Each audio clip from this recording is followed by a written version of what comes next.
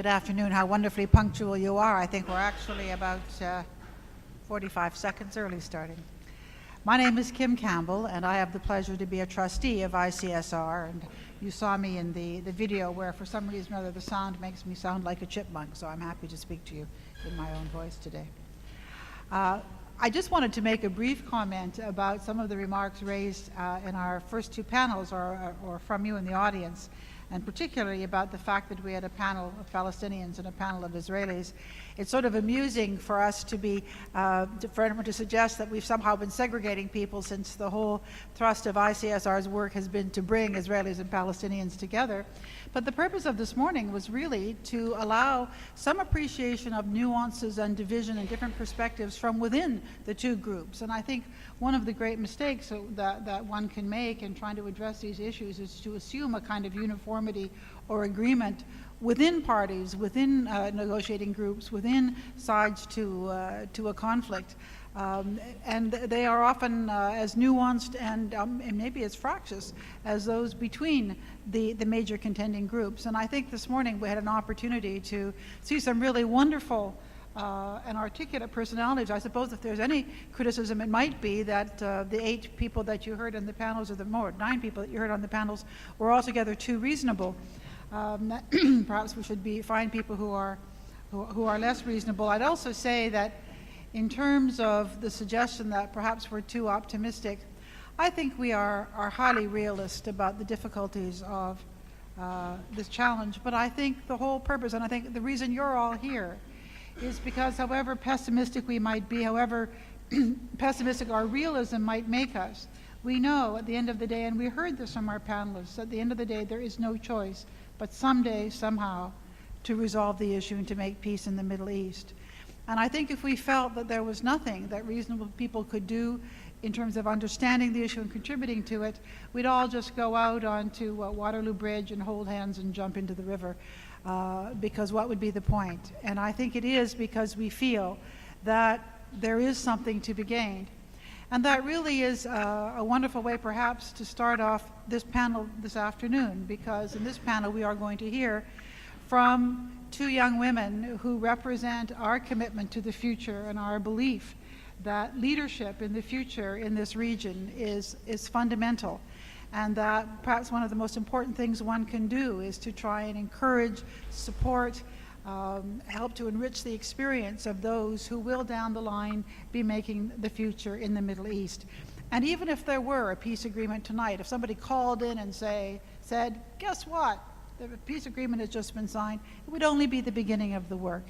We'd still need the same kind of intelligent, thoughtful, imaginative, adventuresome, courageous leadership to build a future. And I think what was interesting this morning was to hear some of the visions of those who live in the region about what that future might be.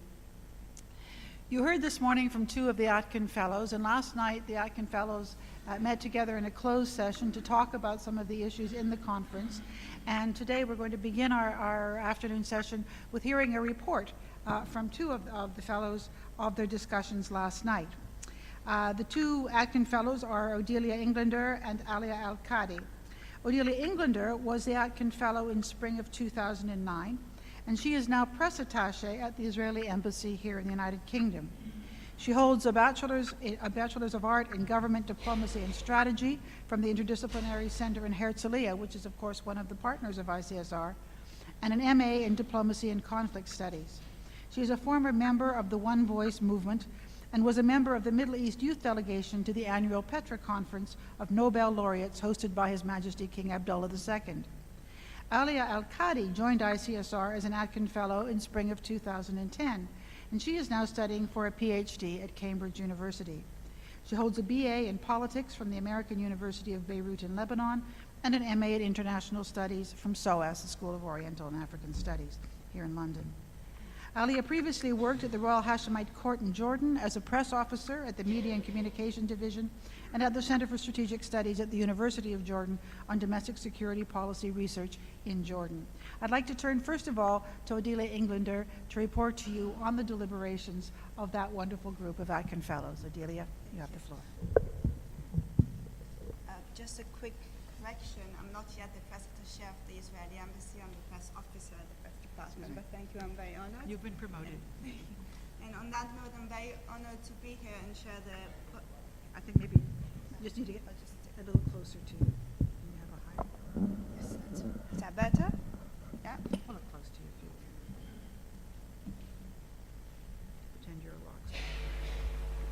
To continue on being honored, I'm very honored to be here today and share a podium with the former Prime Minister of Canada, the first female Prime Minister of Canada, and with my Jordanian colleague, Alia.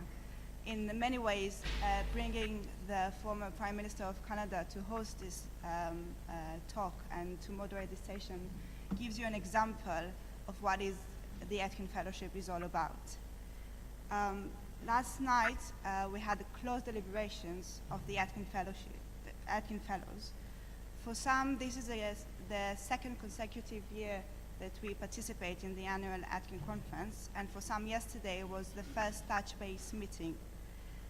The session was moderated by Sir Andrew Burns. His astonishing experience in foreign policy, diplomacy, and conflict resolution was very much evaluated yesterday, and he served as the UK ambassador to Israel in a very important time for our region during the Oslo Accords.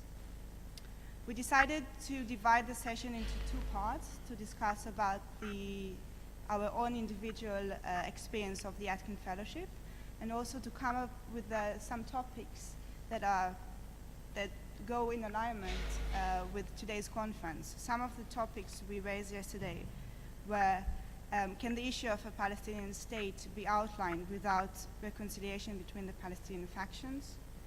What is a bigger obstacle, moratorium or construction? What needs to be done on the Israeli side, on the Palestinian side, in the Arab world and within the international community? And the peace camp, is that a forgotten illusion? What happened to the peace camp? I'll start by talking about the conclusions that we all raised from our own personal experience from the Atkin Fellowship, as well as the collective experience of this fellowship incepted and brought to us by, thanks to the generosity of Celia and Edward Atkin. At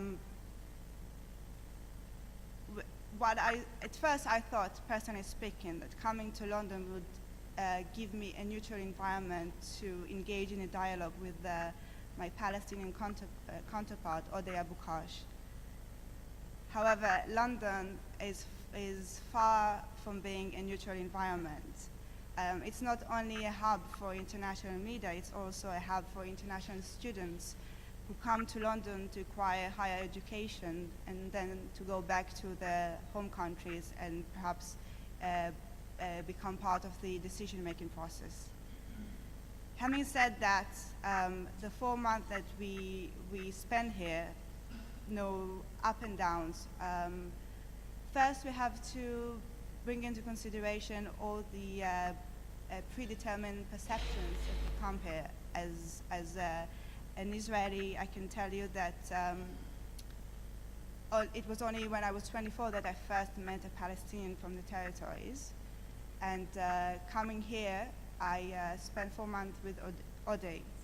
And the first encounter was psychologically very difficult, but at the end, after 4 months, we become to respect each other, to understand each other's narrative, and to listen, which is very much important.